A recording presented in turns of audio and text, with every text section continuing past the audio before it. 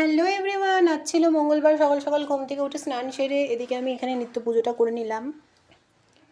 তো এখানে আমি মঙ্গলবারে পুজোটা সেরে নিলাম। এই যে আমার বজরংবলী আর মা জগদ্ধাত্রী। তো তারপরে চলে গেলাম আমি ছাদে। ছাদে গিয়ে দেখি সিম্বা গিয়ে রোদ পোহাচ্ছে। কারণ এখন একটু যেহেতু ঠান্ডা ঠান্ডা পড়ে গেছে, মানে হালকা ভালোই ঠান্ডা পড়ে গেছে আর কি, এখনও পড়া বাকি। তো দেখলাম ছাদে গিয়ে রোদ পোহাচ্ছে। আর এই যে এখানে আমাদের জগদ্ধাত্রী পুজো হয়েছিল বলে আলপনাগুলো দেওয়া ছিল।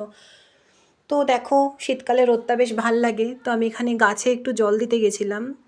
আর আমাদের এই যে জগদ্ধাত্রী মায়ের চালিটা, মানে পুজোর পরে চালিটা আমরা বিসর্জন দেওয়া হয়নি, তো আমি এই কারণেই ছাদে এক কোণায় রেখে দিয়েছিলাম। তো আমি এখানে সিম্বাকে আদর করে যেই নিচে নামবো, মা দেখি ও আমার সাথে নিচে নামবে।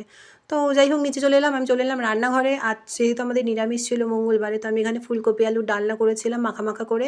আর করেছিলাম ডাল, ভাত, বেগুন ভাজা। বেগুন ভাজা ক্লিপটা আর নেওয়া হয়নি, যেহেতু আমি এটা পরে করেছিলাম।